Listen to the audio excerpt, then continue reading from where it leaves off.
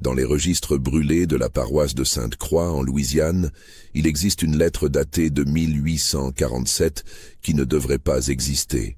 Elle décrit en détail comment un planteur français organisait des chasses humaines sur ses terres, utilisant ses esclaves comme gibier. Mais ce qui rend ce document véritablement terrifiant, ce n'est pas la cruauté décrite. C'est la dernière ligne, écrite d'une main tremblante. Aujourd'hui, le maître a commencé à chasser quelqu'un qui savait chasser en retour. Avant de continuer cette histoire qui a été délibérément effacée des archives américaines, prenez un instant pour vous abonner à cette chaîne. Et dans les commentaires, dites-moi de quelle ville vous nous écoutez en ce moment. Parce que des histoires comme celle-ci, elles se sont produites partout où l'esclavage a existé. Partout où les hommes ont eu le pouvoir absolu sur d'autres hommes. L'automne de 1843 apportait une chaleur étouffante sur les terres marécageuses du sud de la Louisiane. À cette époque, la région située entre la Nouvelle-Orléans et les bayous profonds était parsemée de plantations immenses, véritables royaumes isolés où la loi du maître remplaçait toute autre autorité. Les steamboats remontaient le Mississippi chargés de coton et de sucre, tandis que dans les champs, sous un soleil implacable, des centaines d'âmes courbaient le dos du lever au coucher du jour. La plantation Bellevue s'étendait sur près de 3000 hectares. Son propriétaire, Armand de Séville, était arrivé de France 15 ans plus tôt avec une fortune considérable et des ambitions démesurées. À 42 ans, c'était un homme de stature imposante, au visage taillé dans le granit, avec des yeux d'un bleu glacier qui semblait ne jamais cligner. Il portait toujours des vêtements immaculés malgré la chaleur, comme si la transpiration elle-même n'osait pas souiller sa personne. De Séville n'était pas un planteur ordinaire. Fils cadet d'une famille noble de Normandie, il avait servi dans l'armée coloniale française en Algérie pendant près de 10 ans, avant de traverser l'Atlantique.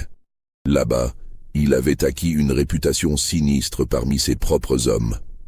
On murmurait qu'il organisait des expéditions punitives contre les villages berbères qui ressemblaient davantage à des safaris qu'à des opérations militaires. Mais aucune charge officielle n'avait jamais été retenue contre lui. Il avait des relations, du sang noble et surtout, il obtenait des résultats. À Bellevue, de Séville avait recréé une sorte de domaine seigneurial médiéval. La maison principale, construite dans le style néoclassique avec de hautes colonnes blanches, dominait les quartiers des esclaves de sa hauteur imposante. Les champs de coton s'étendaient à perte de vue d'un côté, tandis que de l'autre, près de 1000 hectares de forêts denses et de marécages formaient une frontière naturelle avec les terres sauvages. C'était dans cette zone que de Séville avait développé sa passion particulière. Il possédait 163 esclaves, un nombre considérable même pour l'époque. Mais contrairement à d'autres planteurs qui voyaient leurs esclaves uniquement comme des unités de production, de Séville les considérait également comme autre chose. Il tenait un registre méticuleux de chacun d'eux, notant non seulement leur capacité de travail, mais aussi leur vitesse, leur endurance, leur sens de l'orientation. Des qualités étranges à évaluer pour de simples travailleurs agricoles.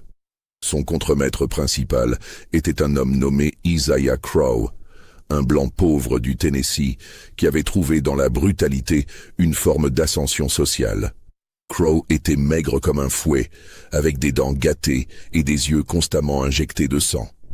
Il portait toujours un revolver à la ceinture et un long couteau de chasse dans une gaine de cuir. Les esclaves le craignaient peut-être encore plus que de Séville lui-même, car si le maître était un prédateur calculateur, Crowe était une violence imprévisible. Mais au printemps de 1843, un nouveau venu arriva à Bellevue qui allait bouleverser l'équilibre de terreur que de Séville avait soigneusement construit. Son nom était Jacques Renaud, et il avait été acheté lors d'une vente aux enchères à la Nouvelle-Orléans pour une somme inhabituellement élevée. De Séville avait payé 2000 $ pour lui, alors que le prix moyen d'un esclave mâle en bonne santé tournait autour de 1000 à 1200 $. Les autres acheteurs présents s'étaient interrogés sur cette folie, mais ils ne connaissaient pas les critères particuliers du français. Renaud avait 47 ans, un âge considéré comme avancé pour un travailleur des champs. Mais ce n'était pas un travailleur ordinaire. Grand, large d'épaules, il se tenait droit malgré les années d'esclavage. Son visage portait plusieurs cicatrices, dont une particulièrement visible qui traversait sa joue gauche. Ses mains étaient calleuses, mais ses doigts restaient agiles. Et dans ses yeux sombres brillait quelque chose que de Séville avait immédiatement reconnu. L'intelligence d'un homme qui avait vu la mort de près et survécu. Ce que les documents de vente ne mentionnaient pas, c'est que Jacques Renaud avait été, 20 ans auparavant, sergent dans l'armée française à Saint-Domingue, l'actuel Haïti. Il avait combattu pendant la Révolution haïtienne, d'abord du côté français, puis, après avoir été capturé et épargné par Toussaint Louverture en personne, il avait combattu pour les révolutionnaires. Quand Haïti avait finalement gagné son indépendance, Renaud s'était retrouvé dans une position impossible. Trop français pour être accepté dans la nouvelle nation, trop marqué par sa trahison pour retourner en France. Il avait erré dans les Caraïbes pendant des années, travaillant comme homme libre, jusqu'au jour où, dans un port cubain, il avait été drogué et vendu par des trafiquants d'esclaves sans scrupules. Ses papiers de liberté avaient été brûlés. Du jour au lendemain, l'ancien militaire était devenu marchandise. Pendant 6 ans, il avait travaillé dans différentes plantations, gardant toujours profil bas, observant, attendant. Il avait appris à paraître soumis, tout en restant vigilant. Et maintenant, à Bellevue, il se retrouvait face à un homme qu'il avait déjà rencontré, car Jacques Renaud reconnaissait Armand de Séville. Pas personnellement, mais il connaissait son type. En Algérie, pendant que Renaud combattait à Saint-Domingue, de Séville construisait sa réputation de chasseur d'hommes. Et les méthodes qu'il employait là-bas, il les avait apparemment transportées en Louisiane. Le premier signe vint 3 semaines après l'arrivée de Renaud.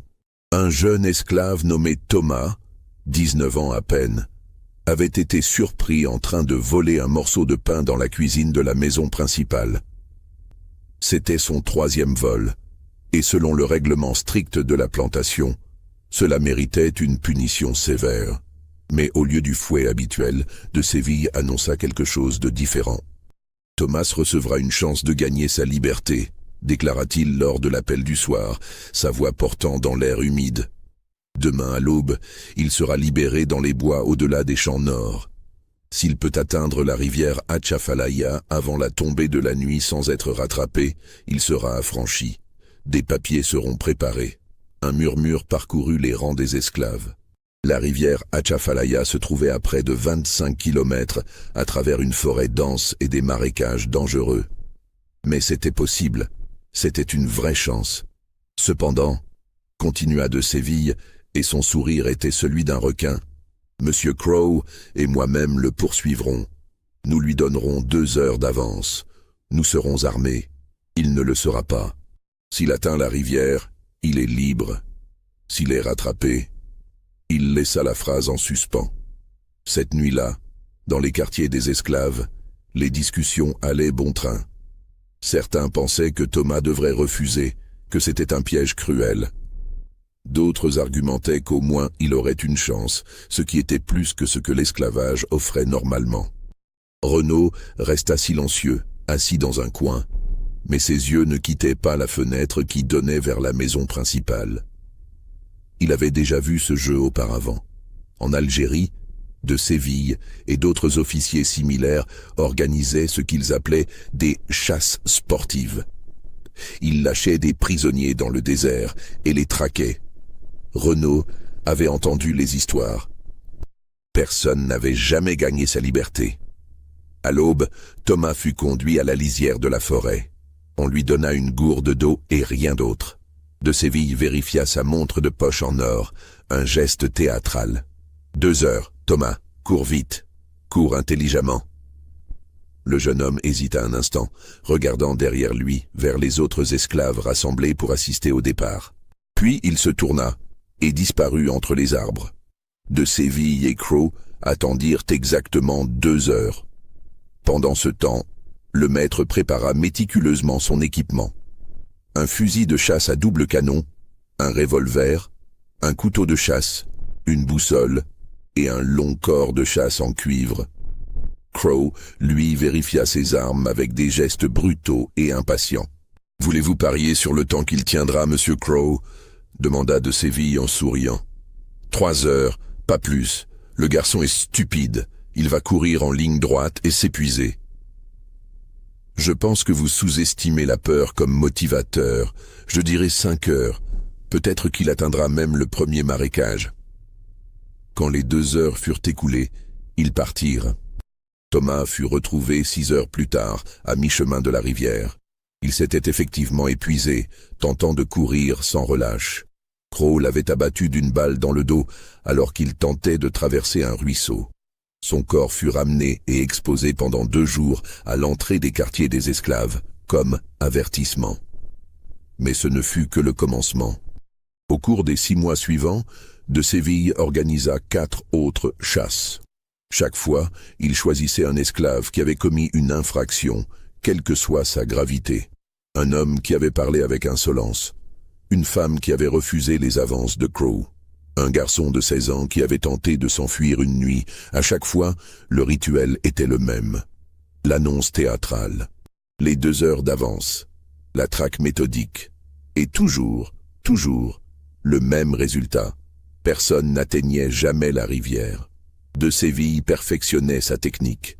Il avait commencé à prendre des notes détaillées après chaque chasse, notant les erreurs de ses proies, les tactiques qui avaient fonctionné, celles qui avaient échoué.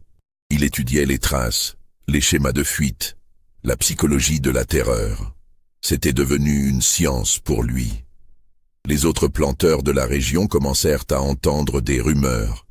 Certains étaient dégoûtés, d'autres intrigués. 2 d'entre eux, des créoles nommés Beaumont et Delatour, furent même invités à participer à une chasse. Ils déclinèrent poliment, prétextant des affaires urgentes. Les mots qui circulaient dans les salons de la Nouvelle-Orléans étaient prudents, mais clairs. Armand de Séville était un homme à éviter. Mais dans le système de l'esclavage louisianais de 1843, un maître blanc avait un pouvoir presque illimité sur ses esclaves. Tant qu'ils ne menaçaient pas la propriété d'autrui ou l'ordre public, les autorités fermaient les yeux. Et de Séville était riche, bien connecté et discret dans sa folie. Jacques Renaud observait tout cela avec une rage froide qui grandissait dans son ventre comme une braise. Il avait survécu à Saint-Domingue en apprenant quand se battre et quand attendre. Ici, à Bellevue, il attendait. Il travaillait dur, parlait peu et surtout, il étudiait de Séville comme de Séville étudiait ses proies. Renaud remarquait des choses. La façon dont de Séville préférait traquer depuis la droite, car il était gaucher et trouvait cet angle plus confortable pour tirer. La manière dont il devenait impatient après 4 heures de chasse, commençant à faire des erreurs. Le fait qu'il ne connaissait pas vraiment les marécages profonds, préférant rester dans les zones de forêt qu'il avait cartographiées. Il remarquait aussi autre chose. De Séville avait commencé à le regarder différemment. Pas avec le mépris distant qu'il réservait aux autres esclaves, mais avec quelque chose qui ressemblait presque à de la curiosité. Comme un chasseur qui évalue un trophée potentiel. Si cette histoire vous donne des frissons, prenez un instant pour liker cette vidéo. Et dans les commentaires, dites-moi, que feriez-vous si vous étiez à la place de Jacques Renaud? Attendriez-vous? Tenteriez-vous de vous échapper? Ou feriez-vous quelque chose de complètement différent? L'hiver de 1844 apporta un froid inhabituel en Louisiane. Les champs étaient au repos, et la routine de la plantation ralentissait. Mais pas les obsessions d'Armand de Séville. Un soir de février, alors que le brouillard montait des marécages comme des fantômes cherchant refuge, de Séville convoqua Renaud à la maison principale. C'était la première fois que l'ancien sergent était appelé ainsi, et les autres esclaves le regardèrent partir avec un mélange de pitié et de soulagement de ne pas être à sa place. La bibliothèque de Séville était une pièce sombre tapissée de livres reliés en cuir. Des têtes d'animaux empaillés ornaient les murs, cerfs, sangliers, même un alligator géant dont la gueule ouverte révélait des rangées de dents jaunies. Mais ce qui attira immédiatement l'attention de Renaud, ce fut la grande carte étalée sur le bureau en acajou. Une carte détaillée des terres de Bellevue et des zones environnantes, couverte d'annotations en français. De Séville était assis dans un fauteuil en cuir, un verre de cognac à la main. Il ne se leva pas quand Renaud entra. « Ferme la porte », ordonna-t-il en français. Renaud obéit, gardant son visage soigneusement neutre. « Tu parles français, n'est-ce pas, Jacques ? Ton nom le trahit. »« Oui, maître. »« Oui, maître, » répéta de Séville avec un sourire ironique. « Mais ce n'est pas tout ce que tu parles, n'est-ce pas ? J'ai fait des recherches sur toi. J'ai contacté des marchands à la Nouvelle-Orléans, suivi ta trace. Un homme de ton âge, avec tes cicatrices, vendu à un prix si élevé. C'était inhabituel. Alors j'ai creusé. » Il se leva et s'approcha de Renaud, le scrutant comme on examine un spécimen rare. Saint-Domingue, la Révolution, un sergent français nommé Jacques Renaud qui a changé de camp, qui a combattu aux côtés des rebelles. Est-ce toi ? Renaud ne répondit pas immédiatement. Mentir serait inutile si de Séville avait vraiment fait ses recherches. Mais avouer pouvait être dangereux. C'était il y a longtemps, maître. Un autre homme, une autre vie. Fascinant, murmura de Séville en retournant vers son bureau. Un militaire entraîné, un homme qui a survécu à l'une des guerres les plus brutales de notre époque. Et maintenant, tu ramasses du coton sous le soleil de Louisiane. La chute doit être humiliante. Je fais ce qui m'est ordonné, maître. De Séville rit un son sec et sans joie. Tu es intelligent, Jacques, trop intelligent pour ta propre sécurité. Sais-tu pourquoi je t'ai acheté ? Renaud resta silencieux. Parce que je m'ennuie. Les autres, Thomas, Marcus, Sarah, tous les autres, ils étaient des lapins. Ils couraient en ligne droite, paniqués, prévisibles. Où est le défi dans cela ? Où est le sport ? Il vida son verre d'un trait. Mais toi, tu es différent. Tu es un loup parmi les moutons. Et chasser un loup, Jacques, c'est cela qui m'intéresse. Le silence qui suivit était dense comme le brouillard dehors. Renaud sentit ses muscles se tendre, chaque fibre de son être préparée au combat ou à la fuite. Mais il resta immobile, son visage un masque de calme trompeur. « Je ne vais pas te chasser maintenant », continua de Séville en se servant un autre verre. « Ce serait gaspiller l'opportunité. Non, je vais attendre le moment parfait, peut-être au printemps, quand la forêt sera dense et verte. Peut-être que je te donnerai même 4 heures d'avance au lieu de 2. Peut-être que je viendrai seul, sans Crow. Cela te donnerait une vraie chance, n'est-ce pas ?» Il s'approcha à nouveau, si près que Renaud pouvait sentir le cognac dans son haleine. « Mais voici ce qui rend tout cela vraiment intéressant, Jacques. Tu sais que ça vient. Tu sais que je vais te chasser. Et cette anticipation, cette peur qui va grandir en toi jour après jour, semaine après semaine, c'est presque aussi satisfaisant que la chasse elle-même. « Puis-je poser une question, maître ?» demanda Renaud, sa voix parfaitement contrôlée. De Séville haussa un sourcil surpris. « Intéressant. Oui, parle. Pourquoi me le dire? Pourquoi ne pas simplement le faire ?» Le sourire de Séville s'élargit. « Parce que la peur anticipée est une arme, parce que je veux voir si tu vas craquer, tenter de t'enfuir avant que je sois prêt. Parce que je veux observer comment un soldat entraîné se comporte face à une menace inévitable. Et surtout, il se pencha tout près, parce que cela rend la victoire finale tellement plus douce. » Cette nuit-là, Renaud ne dormit pas. Il resta assis dans l'obscurité de la cabane qu'il partageait avec 7 autres esclaves, écoutant leurs ronflements, planifiant. Il savait maintenant avec certitude ce qu'il avait soupçonné. De Séville était fou. Pas une folie bruyante et désorganisée, mais une folie froide, méthodique, infiniment plus dangereuse. Les mois qui suivirent furent une forme de torture psychologique que de Séville orchestrait avec un plaisir sadique. Il ne mentionnait plus jamais directement la chasse à venir, mais ses actions parlaient pour lui. Il commença à emmener Renaud lors de ses promenades matinales à cheval dans la propriété, prétendument pour avoir quelqu'un qui tienne les rênes pendant qu'il inspectait les champs. Mais le parcours passait toujours par la forêt, et de Séville commentait le terrain comme un guide touristique macabre. « Vois-tu ce chêne tordu là-bas, Jacques?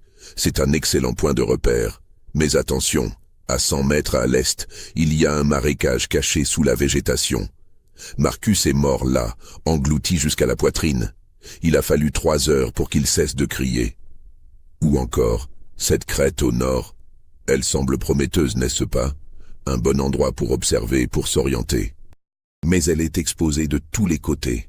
Sarah a essayé de l'utiliser. Je l'ai vue à 400 mètres. Un seul coup a suffi. Renaud écoutait, mémorisait et surtout ne montrait aucune émotion. C'était devenu un jeu d'échecs psychologiques entre deux hommes qui se comprenaient trop bien. Mais Renaud menait aussi ses propres investigations. Pendant les rares moments où il n'était pas sous surveillance directe, il explorait mentalement la propriété. Il notait les zones que de Séville n'avait jamais mentionnées. Il observait les schémas des patrouilles de Crow. Il identifiait les faiblesses dans le système de sécurité de la plantation.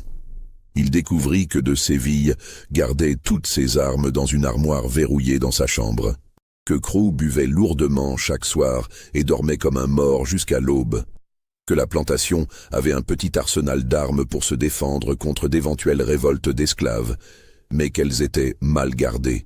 Plus important encore, Renaud commença à cartographier mentalement les zones que de Séville ne connaissait pas. Les parties les plus profondes des marécages, où même les chasseurs locaux ne s'aventuraient pas. Les anciens chemins d'eau utilisés par les Choctaws avant qu'ils ne soient chassés de ces terres. Les grottes naturelles creusées dans les rives escarpées de certains bayous. Il ne cherchait pas à s'échapper, pas encore. Parce qu'il avait compris quelque chose que de Séville, dans son arrogance, n'avait pas anticipé. Renaud n'avait pas peur. Il était en colère. En mai 1844, un incident changea la dynamique. Un esclave nommé Elias, un homme fort et silencieux qui travaillait aux forges, fut accusé d'avoir brisé volontairement un outil. La punition habituelle aurait été le fouet. Mais de Séville, dans son arrogance grandissante, décida qu'Elias serait sa prochaine chasse. La veille de la chasse prévue, Renaud fit quelque chose d'extraordinaire. Il alla voir Elias dans l'obscurité et lui parla pendant près d'1 heure.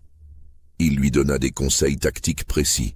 Comment gérer son endurance, où trouver de l'eau, quels itinéraires prendre, comment brouiller ses traces. « Pourquoi tu fais ça ?» demanda Elias, les yeux brillants dans la faible lumière de la lune. « Parce que s'il échoue avec toi, il deviendra négligent. » répondit Renaud. Et quand les prédateurs deviennent négligents, ils deviennent vulnérables. Le lendemain, Elias partit dans la forêt avec ses 2 heures d'avance. Mais cette fois, quelque chose d'inattendu se produisit. Elias suivit exactement les instructions de Renaud. Il ne courut pas en ligne droite. Il utilisa les ruisseaux pour masquer son odeur et ses traces. Il se reposa stratégiquement, économisant son énergie. Et quand la nuit commença à tomber, il était encore en vie, caché dans un arbre creux près d'un bayou, à seulement 5 kilomètres de la rivière Atchafalaya. De Séville et Crow durent abandonner la chasse à cause de l'obscurité. Ils rentrèrent à Bellevue, furieux. Le lendemain matin, ils reprirent la traque avec une détermination renouvelée. Ils retrouvèrent Elias vers midi, épuisé mais encore combatif. Quand Crow s'approcha pour le capturer, Elias se défendit avec une branche pointue qu'il avait aiguisée. Le combat fut bref, mais brutal.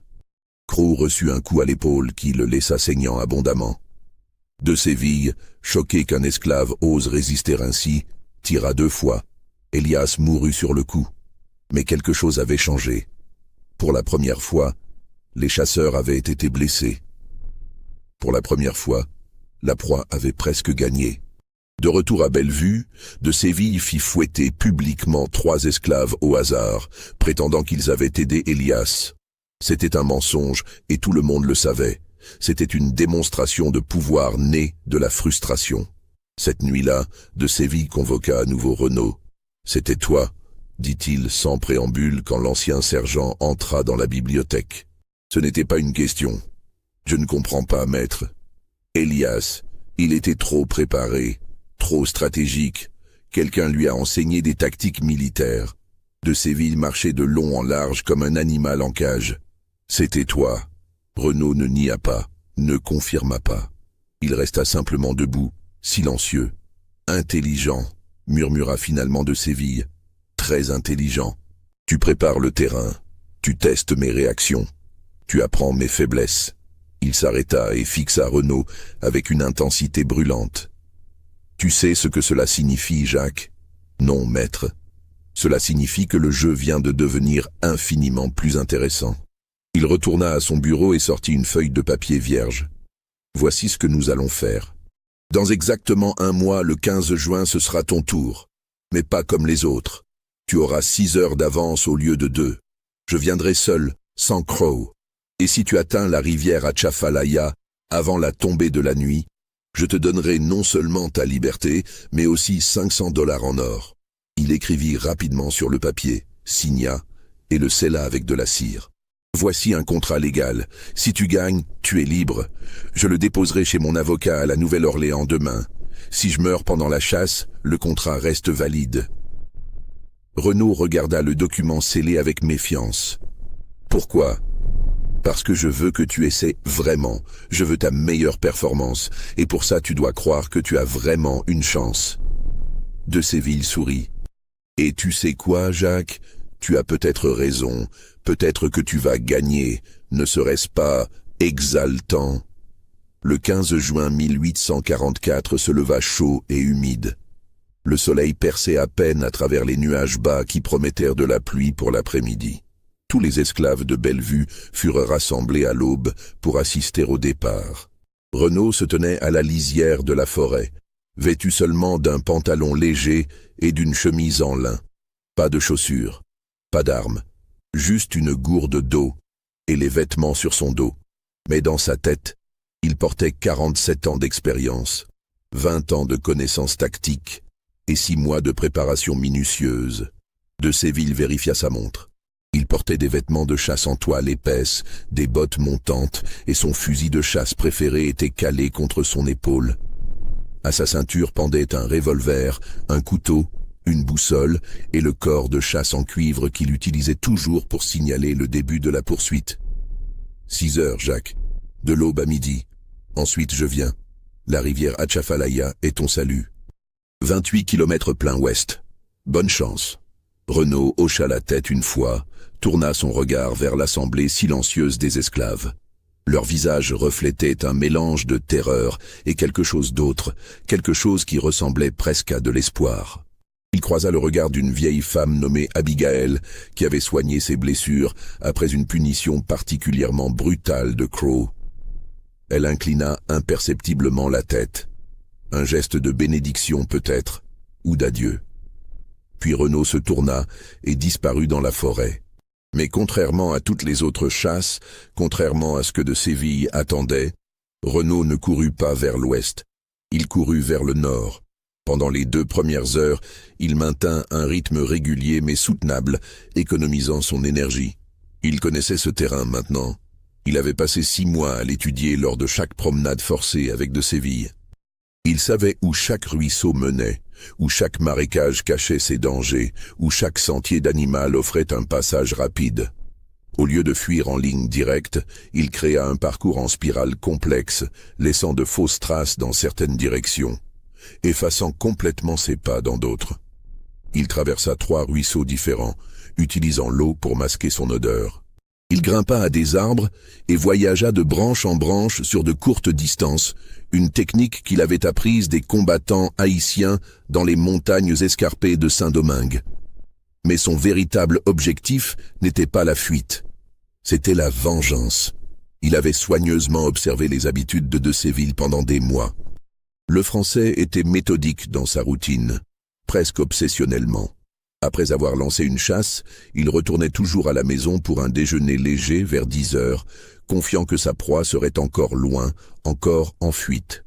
C'était son moment de vulnérabilité, cette arrogance née de victoires trop faciles. À 11h30, Renaud avait bouclé sa spirale et approchait de Bellevue par l'est, à travers les marécages que même les chasseurs les plus expérimentés évitaient. L'eau montait parfois jusqu'à sa poitrine, noire et opaque, grouillante de vie invisible. Des serpents glissaient entre les racines de cyprès. Des alligators observaient son passage avec des yeux préhistoriques. Mais Renaud avait grandi près de l'eau en Haïti. Il savait lire les dangers, éviter les zones où le fond devenait traître, reconnaître les signes avant-coureurs d'un prédateur territorial. Il émergea du marécage couvert de boue et de végétation, pratiquement invisible dans le paysage. Les champs s'étendaient devant lui, vides à cette heure. Les esclaves travaillaient dans les sections sud d'aujourd'hui, délibérément éloignés pour ne pas interférer avec le sport de leur maître. Les contremaîtres secondaires les surveillaient, laissant la maison principale presque déserte. Renaud se glissa à travers les hautes herbes qui bordaient la propriété, avançant avec la patience d'un prédateur qui sait que la hâte mène à l'erreur. Chaque mouvement était calculé, chaque pause utilisée pour observer, écouter, sentir le vent. Il pouvait entendre des voix lointaines venant de la maison, le tintement de la vaisselle. Le déjeuner était en cours. Il atteignit la fenêtre de la cuisine, celle qu'il avait repérée des mois auparavant. Le loquet était rouillé et ne fermait jamais complètement, un défaut que personne n'avait pris la peine de réparer parce que qui oserait s'introduire dans la maison du maître? Il glissa la lame de son couteau improvisé, fabriqué à partir d'un morceau de métal volé aux forges, et souleva délicatement le loquet. La fenêtre s'ouvrit sans un bruit. À l'intérieur, le silence était troublé seulement par les ronflements distants de Crow venant d'une chambre au rez-de-chaussée. Le contremaître, blessé et amer depuis sa rencontre avec Elias, passait ses après-midi dans une stupeur alcoolisée. De Séville lui-même était probablement dans la salle à manger, savourant son repas avant de commencer sa chasse à midi. Renaud se déplaça à travers la cuisine avec une fluidité qui ne trahissait aucun son. Ses pieds nus trouvaient instinctivement les endroits où les planchers ne craquaient pas. Il monta l'escalier, chaque marche testée avant d'y mettre son poids complet. C'était une danse qu'il avait pratiquée dans d'autres vies, dans d'autres guerres, quand la survie dépendait de l'invisibilité. La chambre de Séville était au bout du couloir. La porte était entr'ouverte. À l'intérieur, l'armoire en acajou où le Français gardait son arsenal privé se dressait contre le mur nord. Renaud s'agenouilla devant la serrure, sortit le fil de fer qu'il avait caché dans la doublure de son pantalon depuis des semaines et commença à travailler. La serrure céda en moins de 3 minutes. À l'intérieur se trouvaient 4 fusils de chasse de fabrication française, 3 revolvers Colt, des boîtes de munitions soigneusement rangées et une collection de couteaux de chasse aux lames affûtées comme des rasoirs. Renaud prit un fusil à double canon, un revolver chargé, des cartouches qu'il glissa dans ses poches et un couteau à lame large qu'il passa dans sa ceinture. Puis il fit quelque chose qui n'avait rien à voir avec la logique tactique, mais tout à voir avec la psychologie. Il ne ferma pas l'armoire. Il la laissa grande ouverte, une invitation évidente à la panique. Il voulait que de Séville voie, qu'il comprenne que les règles avaient changé, que le gibier était devenu chasseur. Il redescendit avec la même prudence, sortit par la fenêtre de la cuisine et disparut dans les hautes herbes. Mais au lieu de fuir vers la forêt, il se dirigea vers les écuries. Là, dans l'ombre fraîche qui sentait le foin et le cuir, il attendit. À midi exactement, le corps de chasse de Séville résonna à travers la propriété. Le son était censé signaler le début de la chasse, mais Renaud savait que le Français n'avait pas encore découvert le vol. Il entendait des pas lourds traverser la cour, se dirigeant vers les écuries pour sceller un cheval, comme de Séville le faisait toujours avant de commencer sa traque. La porte de l'écurie s'ouvrit. La silhouette de Séville se découpa dans la lumière du jour, portant son équipement de chasse, son fusil à l'épaule. Il s'arrêta net en voyant Renaud assis calmement sur une balle de foin, le fusil volé posé en travers de ses genoux. Le silence qui suivit était si dense qu'on pouvait entendre le bourdonnement des mouches. « Bonjour, maître », dit finalement Renaud, sa voix parfaitement calme. La chasse est annulée aujourd'hui. De Séville ne bougea pas, mais ses yeux s'élargirent imperceptiblement. Ses mains se crispèrent sur son propre fusil, mais il ne le leva pas. Pas encore. Impossible, murmura-t-il. Tu ne peux pas. Comment suis-je revenu? Renaud se leva lentement, le fusil maintenant pointé dans une direction neutre, mais prêt à être levé en une fraction de seconde. Vous m'avez sous-estimé de Séville. Vous avez pensé que j'étais comme les autres, un animal paniqué qui court en ligne droite. Mais je ne suis pas un animal. Je suis un soldat. Et les soldats ne fuient pas. Ils contre-attaquent. Le visage de Séville passa par plusieurs expressions en quelques secondes. Choc, incrédulité, puis quelque chose qui ressemblait presque à de l'admiration perverse. « Brillant », dit-il finalement. « Absolument brillant. Tu as utilisé ma propre arrogance contre moi. Tu as anticipé mes mouvements. Tu as... » Il s'arrêta, réalisant pleinement l'implication.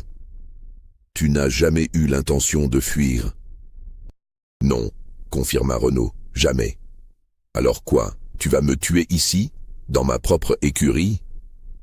De Séville rit, un son sans joie. « Si c'est le cas, fais-le rapidement, je ne supplierai pas. »« Je ne vais pas vous tuer, » dit Renaud, et ces mots semblèrent surprendre de Séville plus que tout ce qui avait précédé. « Pas encore, peut-être jamais. Mais vous allez comprendre ce que vous avez fait à vos victimes. Vous allez ressentir ce qu'elles ont ressenti. » Il fit un geste avec le canon de son fusil. « Posez vos armes. » Lentement. De Séville hésita. On pouvait voir les calculs se faire derrière ses yeux. Pourrait-il lever son fusil assez vite? Renaud était-il vraiment prêt à tirer? Quelles étaient ses chances? « Si vous essayez, » dit Renaud comme s'il lisait dans ses pensées, « je vous tirerai dans les jambes. Vous ne mourrez pas, mais vous ne courrez plus jamais. Vous passerez le reste de votre vie à boiter, à vous rappeler ce moment chaque fois que vous ferez un pas. Posez vos armes. » Avec une lenteur délibérée, de Séville posa son fusil au sol, puis son revolver, puis ses couteaux.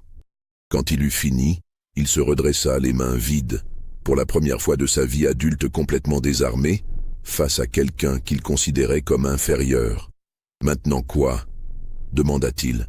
« Maintenant, nous marchons, » répondit Renaud, « vers la forêt, vers vos terrains de chasse préférés, et là, de Séville, vous allez courir. » La compréhension frappa le Français comme un coup physique. « Vous ne pouvez pas être sérieux. 6 heures d'avance, » continua Renaud, ignorant la protestation. « C'est ce que vous m'avez donné. Je vous donne la même chose. À 6 heures ce soir, je commencerai à vous traquer. Si vous atteignez la rivière Atchafalaya avant l'aube demain, vous êtes libre de retourner à votre maison. Si je vous rattrape... » Il laissa la phrase en suspens exactement comme de Séville l'avait fait tant de fois. « C'est de la folie !» La voix de Séville montait maintenant, la panique commençant à percer son masque de contrôle. « Je suis un homme blanc, un propriétaire terrien. Tu seras pendu pour ceci. »« Peut-être, » dit Renaud calmement, « mais vous serez mort ou brisé. Et tous ces gens que vous avez terrorisés sauront que quelqu'un s'est battu, que quelqu'un a refusé d'être votre gibier. » Il fit un pas en avant, et de Séville recula instinctivement. « Vous avez le choix, de Séville. Vous pouvez courir maintenant et avoir une chance, ou je peux vous abattre ici, dans votre propre écurie, entouré de vos chevaux de race et de vos selles importées. Que préférez-vous » De Séville regarda autour de lui, cherchant désespérément une issue. Mais Renaud bloquait la seule porte, et les fenêtres étaient trop petites pour qu'un homme adulte puisse passer. Il était pris au piège, exactement comme ses victimes l'avaient été tant de fois. « Vous êtes un monstre » murmura-t-il. « Non » répondit Renaud. « Je suis le miroir. Je vous montre simplement ce que vous êtes. » À 12h15, Armand de Séville, maître de Bellevue, chasseur d'hommes, descendant d'une noble famille française, commença à courir pour sa vie dans sa propre forêt, sans armes, sans provisions, avec seulement les vêtements sur son dos et une terreur grandissante dans son cœur. Renaud ne le poursuivit pas immédiatement. Il retourna à la maison principale, où le chaos avait éclaté. Cros, réveillé par les cris de Séville, était sorti en titubant, son revolver à la main. Mais quand il vit Renaud armé, debout dans la cour avec l'assurance d'un homme qui n'avait plus rien à perdre, quelque chose dans son expression changea. « Crow, » dit Renaud calmement, « vous pouvez me tirer dessus.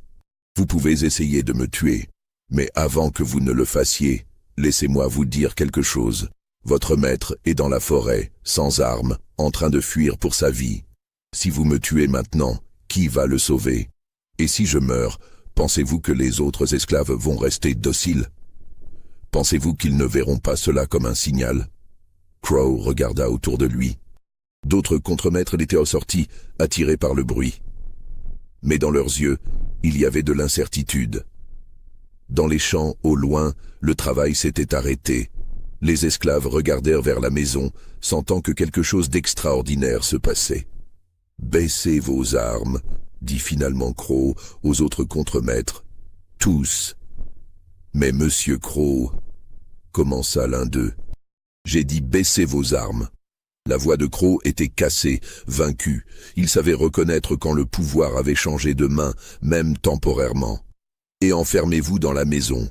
Tous, nous attendons que ceci se termine. » Il regarda Renaud avec quelque chose qui ressemblait presque à du respect ou peut-être simplement à de la peur rationnelle. « Combien de temps ?» demanda-t-il. « Jusqu'à l'aube, » répondit Renaud. « Si votre maître survit jusque-là, il peut revenir. Si je survis, je pars. De toute façon, tout sera fini demain matin. » Crow hocha la tête et se retira dans la maison avec les autres, laissant Renaud seul dans la cour. Pendant les heures qui suivirent, Renaud prépara méticuleusement sa chasse. Il retourna au quartier des esclaves, où une foule silencieuse s'était rassemblée. Quand il apparut, armé et libre, un murmure parcourut la foule. La vieille Abigail s'avança, les larmes coulant sur ses joues ridées. « Est-ce que c'est vrai ?» demanda-t-elle d'une voix tremblante. « Est-ce que le maître court dans la forêt comme nous avons couru ?»« C'est vrai, » confirma Renaud. Le silence qui suivit était chargé d'émotions complexes. Pas de célébration, pas de cris de joie. C'était trop surréel, trop dangereux pour être célébré ouvertement. Mais dans les yeux de chaque personne présente, il y avait quelque chose qui ressemblait à de l'espoir. « Qu'est-ce qui va se passer maintenant ?» demanda un jeune homme nommé Isaiah. « Je ne sais pas, » admit Renaud. « Peut-être que je mourrai cette nuit. Peut-être que le maître me tuera et que tout redeviendra comme avant. Peut-être que nous mourrons tous, mais au moins, pour un jour, pour une nuit, il saura ce que nous savons. Il sentira ce que nous sentons. » Il passa les heures suivantes à se reposer, à manger, à boire. Il vérifia méticuleusement ses armes, comptant ses munitions. Il avait 14 cartouches pour le fusil, 6 pour le revolver. Largement suffisant si chaque tir comptait.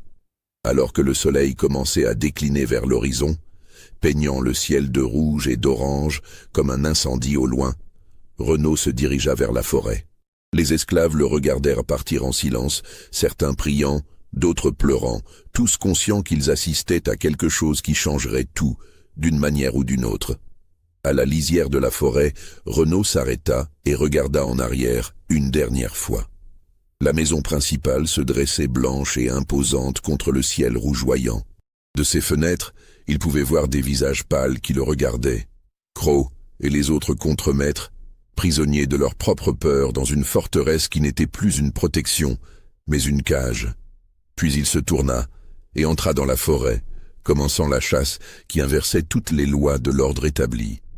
La traque qui suivit ne ressemblait à aucune des chasses sadiques que de Séville avait orchestrées. Ce n'était pas un sport, pas un divertissement. C'était une leçon brutale administrée avec la précision d'un chirurgien et la détermination d'un homme qui avait vu trop de souffrance pour ressentir encore de la pitié. Renaud suivait les traces de Séville avec l'aisance d'un professionnel. Le Français avait initialement essayé d'utiliser ses propres techniques, tentant de brouiller sa piste, de créer de fausses directions. Mais la panique affectait son jugement. Il cassait trop de branches, laissait des empreintes trop profondes dans la terre molle, choisissait des chemins qui révélaient plus qu'ils ne cachaient. Après 2 heures, Renaud trouva le premier signe que de Séville commençait à craquer. Le Français avait essayé de grimper à un arbre pour observer les alentours, mais avait glissé et était tombé, laissant des traces d'écorce arrachées et une branche cassée. Il y avait du sang sur les feuilles en dessous. Pas beaucoup, probablement juste une coupure au bras ou à la main, mais suffisant pour montrer que les nerfs lâchaient. Renaud ne se pressait pas. Il maintenait une distance constante, laissant de Séville sentir sa présence sans jamais le voir. Occasionnellement, il tirait un coup en l'air, juste pour rappeler aux Français qu'il était suivi, que l'inévitable se rapprochait. La nuit tomba, apportant avec elle un concert de sons de la forêt. Les criquets chantaient leur mélodie éternelle. Des hiboux ululent dans les arbres. Au loin, le rugissement grave d'un alligator résonnait à travers les marécages. Et quelque part dans cette obscurité, Armand de Séville courait, trébuchait, tombait, se relevait et courait encore. Vers minuit, Renaud le rattrapa pour la première fois. De Séville s'était arrêté près d'un ruisseau, buvant désespérément, ses mains tremblantes portant l'eau à ses lèvres. Ses vêtements de chasse étaient déchirés, couverts de boue et de sang. Son visage était griffé par les branches. Ses yeux étaient ceux d'un animal traqué. Renaud émergea de l'ombre à 20 mètres de distance. La lune était presque pleine, donnant suffisamment de lumière pour que les deux hommes se voient clairement. De Séville se figea, l'eau dégoulinant encore de son menton. « Finissons-en, dit-il, sa voix rauque d'épuisement et de terreur. « Tirez, tuez-moi, et finissons-en avec cette folie. »« Non, » répondit Renaud simplement. « Vous n'avez pas encore atteint la rivière. Vous avez encore jusqu'à l'aube. Continuez à courir de Séville. Montrez-moi que vous êtes aussi fort que vous pensiez que vos victimes auraient dû être. »« Je ne peux pas, » murmura de Séville. « Je ne peux plus. »« Thomas a couru jusqu'à ce que son cœur explose, » dit Renaud froidement. « Marcus a continué même après que vous lui ayez tiré dans la jambe. Sarah était enceinte de 4 mois et elle a tenu 6 heures. Vous, un homme dans la fleur de l'âge, en bonne santé, bien nourri, vous abandonnez après seulement quelques heures. » Il fit un pas en avant, et de Séville recula instinctivement. « Courez !» De Séville se retourna et s'enfuit dans la nuit, ses sanglots résonnant entre les arbres. Renaud le laissa partir, comptant jusqu'à 100 avant de reprendre la poursuite. Ce n'était pas de la cruauté pour le plaisir, c'était une leçon. Et chaque moment de terreur, chaque instant de désespoir que de Séville ressentait, était un paiement pour les vies qu'il avait brisées. L'aube approchait quand Renaud trouva de Séville pour la dernière fois. Le Français s'était effondré près du même ruisseau où Thomas, sa première victime, était mort. L'ironie de la géographie n'échappa à aucun des deux hommes. De Séville était recroquevillé contre un arbre, tremblant malgré la chaleur naissante du jour. Ses pieds nus étaient en lambeaux, saignant de dizaines de coupures. Ses mains étaient écorchées et gonflées. Son visage était méconnaissable sous la saleté, le sang et les larmes. Il leva les yeux quand Renaud s'approcha, et dans ce regard, il n'y avait plus rien de l'arrogance, de la cruauté calculée, du prédateur confiant. Il y avait seulement un homme brisé qui avait regardé dans le miroir de sa propre monstruosité et ne pouvait pas supporter ce qu'il y avait vu. « Tue-moi et tu seras pendu. Ils te traqueront. Ils ne s'arrêteront jamais. » murmura de Séville, répétant les mots qu'il avait déjà prononcés, mais cette fois sans conviction, comme une prière vide. « Peut-être, » répondit Renaud, en s'accroupissant pour être au niveau des yeux du Français. « Mais vous serez mort, et tous ceux que vous avez torturés seront vengés. » Il y eut un long silence. Le ruisseau coulait paisiblement, indifférent au drame humain qui se jouait sur ses rives. Des oiseaux commencèrent leur chant matinal, saluant un nouveau jour. C'était presque paisible cette scène, si on ignorait les deux hommes au centre. « Vous savez ce qui est ironique ?» continua Renaud, sa voix basse mais chargée d'une émotion contenue. « Je n'ai jamais voulu être libre.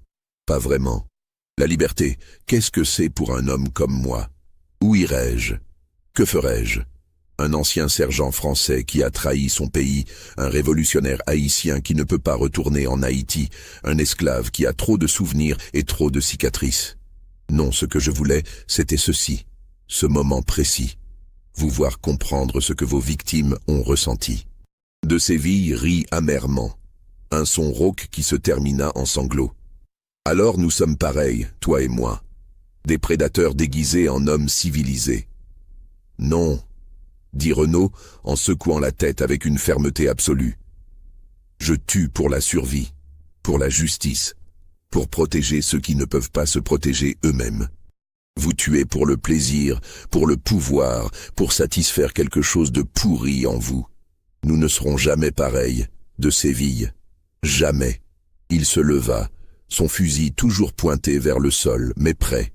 Attendez, dit soudain de Séville, levant une main tremblante. Le contrat. Il est légal, déposé chez mon avocat. Si je meurs, tu es libre. Les papiers sont préparés. Tu as gagné, Jacques. Prends la liberté. Prends les $500 en or. Recommence une nouvelle vie loin d'ici. Renaud resta immobile pendant un long moment, considérant ces mots. C'était vrai après tout.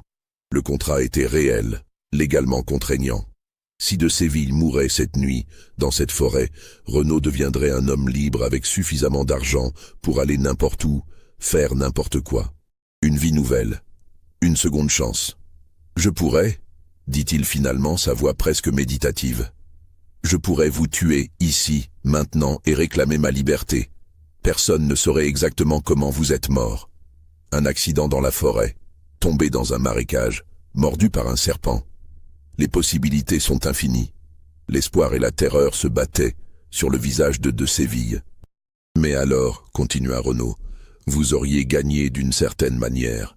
Vous m'auriez transformé en ce que vous étiez, un homme qui tue pour sa propre convenance, pour son propre bénéfice. Vous m'auriez fait devenir comme vous. Il baissa complètement son arme.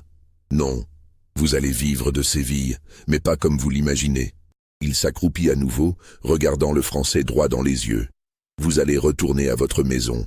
Vous allez voir les visages de tous ceux que vous avez terrorisés. Vous allez vous regarder dans le miroir chaque matin et vous rappeler ce que vous avez ressenti cette nuit. La peur, l'impuissance, le désespoir. Et chaque fois que vous fermerez les yeux, vous verrez cette forêt. Vous m'entendrez approcher. Vous sentirez votre cœur battre comme il bat maintenant. Il se leva une dernière fois. C'est ma vengeance de Séville, pas votre mort, votre vie, votre longue, misérable, hantée vie. Il se retourna pour partir, mais de Séville l'appela, sa voix à peine plus qu'un murmure. « Qu'est-ce que tu vas faire maintenant ?» Renaud s'arrêta sans se retourner. « Je vais réclamer ma liberté. Et ensuite, je vais faire en sorte que ce qui m'est arrivé, ce qui est arrivé à tous ceux de Bellevue, ne soit jamais oublié, d'une manière ou d'une autre. » Il disparut entre les arbres, laissant Armand de Séville seul avec les fantômes de ses victimes et le poids écrasant de sa propre conscience. Ce qui se passa dans les jours et semaines qui suivirent fut rapporté de différentes manières selon les sources, chaque version teintée par les préjugés et les peurs de ceux qui racontaient l'histoire. Les registres officiels de la paroisse de Sainte-Croix indiquent qu'Armand de Séville fut trouvé errant à la lisière de sa propriété au lever du soleil le 16 juin 1844 dans un état de choc profond. Ses vêtements étaient en lambeaux, son corps couvert de blessures mineures, mais ses yeux portaient une terreur que même les médecins qui l'examinèrent ne purent expliquer pleinement. Il refusa catégoriquement de parler de ce qui s'était passé cette nuit-là. Quand on l'interrogea sur Jacques Renaud, il devint violemment agité, insistant que le contrat de liberté soit honoré immédiatement. Son avocat à la Nouvelle-Orléans confirma l'existence du document, et dans des circonstances extraordinaires, Renaud fut légalement affranchi avec la somme promise de $500 en or. Mais la transformation de Séville était complète et dévastatrice. L'homme qui avait autrefois marché dans sa propriété avec l'assurance d'un seigneur médiéval ne pouvait plus quitter sa maison sans être saisi de tremblements incontrôlables. Il sursautait à chaque bruit, refusait de rester seul dans une pièce et passait ses nuits à vérifier obsessivement chaque porte et fenêtre. Les esclaves de Bellevue racontaient des histoires différentes. Ils parlèrent de la nuit où le maître avait été chassé comme il avait chassé tant d'autres. Ils chuchotaient sur Jacques Renaud, l'ancien commandant qui avait renversé l'ordre naturel, qui avait montré qu'un esclave pouvait être plus fort, plus intelligent, plus humain que son maître. Crowe et les autres contremaîtres gardaient un silence prudent, sachant que toute version de l'histoire qu'ils raconteraient les rendrait soit complices de la cruauté de Séville, soit lâches pour ne pas l'avoir défendu. Ils choisirent l'oubli, prétendant ne pas savoir exactement ce qui s'était passé cette nuit-là. 3 semaines après l'incident, de Séville annonça qu'il vendait Bellevue. La vente fut conclue en moins d'1 mois, à un prix désastreusement bas. Les acheteurs, un consortium de marchands de la Nouvelle-Orléans, acquirent non seulement la terre, mais aussi tous les esclaves, le bétail et l'équipement. De Séville retourna en France en août 1844, prenant le premier navire disponible. Les quelques personnes qui lui parlèrent avant son départ rapportèrent qu'il semblait avoir vieilli de 20 ans en seulement quelques semaines. Ses cheveux, autrefois d'un noir de jais, montraient des touches de gris. Ses mains tremblaient constamment. Et dans ses yeux brillait une lumière étrange, comme quelqu'un qui a vu quelque chose qu'il ne devrait pas avoir vu. En France, dans le domaine familial de Normandie, de Séville vécut le reste de sa vie comme un reclus. Il refusait toutes les invitations sociales, évitait la compagnie et passait ses journées enfermé dans une seule pièce de l'immense château. Ses serviteurs rapportaient qu'il parlait souvent seul, murmurant des excuses à des gens qui n'étaient pas là, suppliant le pardon de fantômes que seuls pouvaient voir. Il ne s'aventurait jamais dans les bois qui bordèrent la propriété familiale. Même regarder les arbres depuis sa fenêtre semblait lui causer une angoisse insupportable. Il fit abattre plusieurs hectares de forêt, créant un espace dégagé autour du château, comme si la vue des arbres elles-mêmes était une torture. Dans son journal personnel, dont des extraits furent découverts des décennies plus tard par un descendant, il écrivit de nombreuses entrées sur cette nuit. Une en particulier, datée du 12 septembre 1848, était particulièrement révélatrice. 4 ans ont passé, et je cours encore dans cette forêt chaque nuit dans mes rêves. Je sens encore les branches qui griffent mon visage. J'entends encore ses pas derrière moi, méthodiques, patients, inévitables. J'ai chassé des hommes, et j'ai cru que cela faisait de moi un dieu. Puis j'ai été chassé par un homme, et j'ai découvert que j'étais simplement mortel, et pire encore, coupable. Le pire, ce n'est pas qu'il m'ait épargné, c'est qu'il avait raison de le faire. Vivre avec cette honte, avec la pleine conscience de ce que j'ai fait, de ce que j'étais, est une punition pire que n'importe quelle mort. Il le savait. Dieu me damne, il savait exactement ce qu'il faisait. De Séville mourut en 1851, à seulement 49 ans. Le certificat de décès officiel indiquait une pneumonie, mais le médecin de famille nota dans ses propres dossiers que le patient semblait avoir perdu toute volonté de vivre, consumé par une culpabilité dont il refusait de parler mais qui le rongeait comme un cancer de l'âme. De Caen à Jacques Renaud, son histoire devient plus fragmentée, tissée de rumeurs et de rapports occasionnels qui le transformèrent presque en légende. On sait avec certitude qu'il quitta la Louisiane en juin 1844, quelques jours seulement après avoir reçu ses papiers de liberté. Plusieurs témoins à la Nouvelle-Orléans rapportèrent avoir vu un homme correspondant à sa description acheter des provisions, des vêtements et un passage sur un navire marchand à destination des Caraïbes. Mais contrairement à ce que beaucoup attendaient, il ne retourna pas en Haïti. Au lieu de cela, des rapports le placèrent à Cuba, puis à la Jamaïque, et enfin de retour en Louisiane au début de 1845. Mais ce n'était plus un esclave fugitif. C'était un homme libre avec de l'argent et, plus important encore, avec une mission. Des documents retrouvés dans les archives du chemin de fer clandestin mentionnent un commandant opérant dans les bayous de Louisiane entre 1845 et 1853. Ce personnage mystérieux aurait aidé des dizaines, peut-être des centaines d'esclaves fugitifs à atteindre les États libres du Nord. Il connaissait apparemment chaque mètre carré des marécages, chaque sentier caché, chaque maison sûre. Une lettre de 1848, écrite par un abolitionniste de Boston à un collègue en Pennsylvanie, fait une référence cryptique qui pourrait être à Renaud. Notre contact en Louisiane, celui qu'ils appellent le commandant, a encore réussi. 15 âmes libérées le mois dernier seulement. Il refuse de donner son vrai nom ou d'accepter plus que les provisions nécessaires.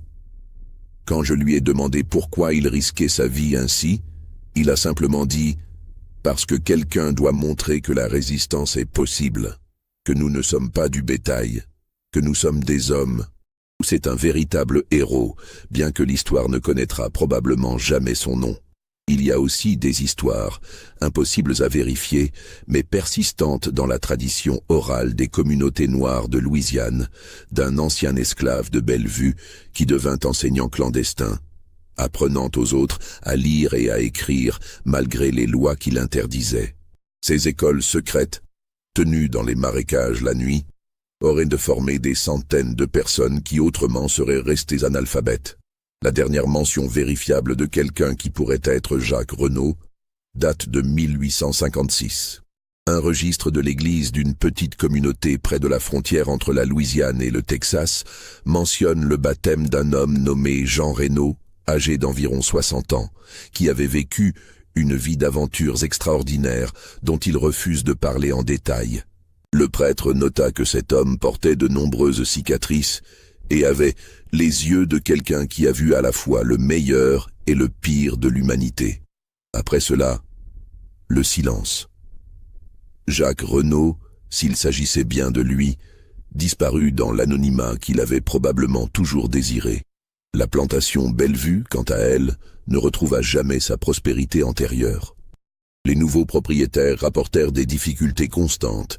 Les esclaves, qui avaient vu ce qui était arrivé à De Séville, n'étaient plus aussi dociles. La productivité chutait. Des actes de sabotage subtils mais constants affectaient les opérations. Et il y avait une atmosphère, disaient les visiteurs, quelque chose dans l'air même du lieu qui semblait lourd de souvenirs sombres. En 1863, pendant la guerre civile, la maison principale fut incendiée. Les rapports officiels l'attribuèrent aux troupes de l'Union qui pillaient la région, mais des témoins locaux racontèrent une histoire différente. Ils dirent que c'étaient d'anciens esclaves de Bellevue, maintenant libérés par la proclamation d'émancipation, qui étaient revenus pour effacer les dernières traces du cauchemar. Si c'est vrai, ils réussirent. La maison fut détruite jusqu'aux fondations. Les écuries, les entrepôts, même les quartiers des esclaves furent rasés. Il ne resta que des ruines noircies et des souvenirs que personne ne voulait vraiment conserver. Aujourd'hui, plus de 180 ans plus tard, l'emplacement exact de Bellevue est marqué sur certaines cartes historiques, mais rarement visitées. Les historiens locaux connaissent son existence, mais peu semblent enthousiastes à en discuter en détail. C'est comme si l'histoire elle-même préférait laisser certains lieux dans l'oubli. Ce qui reste de l'histoire de Jacques Renaud et Armand de Séville, c'est peut-être la question la plus importante. Qu'arrive-t-il quand le gibier refuse de fuir? Quand l'opprimé décide que la survie ne suffit plus, que la dignité exige la résistance? L'histoire officielle de l'esclavage américain est remplie de récits de soumission, de docilité forcée, de désespoir. Mais les histoires comme celle de Renaud, qu'elles soient entièrement vraies ou partiellement légendaires, rappellent une vérité différente. Elles rappellent que même dans les systèmes les plus oppressifs, même face au pouvoir le plus absolu, il y a toujours eu ceux qui ont résisté, qui ont combattu, qui ont refusé d'être réduits à moins qu'humains. Et peut-être que c'est là la véritable terreur de cette histoire, pas les chasses sadiques de Séville, aussi horribles soient-elles. Mais la réalisation que de telles chasses étaient possibles dans un système qui donnait aux hommes un pouvoir illimité sur d'autres hommes. Que ce qui est arrivé à Bellevue n'était pas une aberration mais une conséquence logique d'un système construit sur la déshumanisation. Cette histoire vous a-t-elle donné des frissons? Pensez-vous que Jacques Renaud a vraiment existé? Que De Séville méritait-il pire que la peur qui l'a hanté jusqu'à sa mort? Commentez ci-dessous avec vos pensées. Si cette histoire vous a marqué, abonnez-vous à cette chaîne pour découvrir d'autres récits sombres que l'histoire a voulu oublier. Et partagez cette vidéo avec quelqu'un qui apprécie les mystères historiques inquiétants. Parce que la véritable question n'est pas de savoir si cette histoire est vraie dans chaque détail. La véritable question est, combien d'histoires similaires ont été effacées? brûlés, enterrés, pour protéger la réputation de monstres qui se croyaient au-dessus de toute justice? L'histoire officielle nous dit que l'esclavage était un système économique. Mais les histoires comme celle de Jacques Renaud et Armand de Séville nous rappellent que c'était aussi un système qui permettait aux pires instincts humains de s'épanouir sans contrôle. Et parfois, très rarement, quelqu'un se battait. Quelqu'un refusait d'être du gibier. Quelqu'un montrait que le chasseur pouvait devenir la proie. Que ce soit arrivé exactement comme raconté ou non, nous ne le saurons jamais avec certitude. Mais dans les silences de l'histoire, dans les documents brûlés et les registres manquants, dans les histoires que les familles se transmettaient à voix basse de génération en génération, des vérités comme celle-ci attendent d'être découvertes. Et peut-être que le fantôme de Jacques Renaud, où qu'il soit, sourit en sachant que son histoire, vraie ou légendaire, continue d'être racontée, que sa résistance, son refus d'accepter le rôle de victime, inspire encore ceux qui entendent parler de lui. Car au final, n'est-ce pas là la plus grande victoire, non pas d'avoir tué son oppresseur, mais d'avoir montré qu'il était possible de lui résister, d'avoir prouvé que même dans les ténèbres les plus profondes de l'histoire humaine, la lumière de la dignité humaine ne peut jamais être complètement éteinte.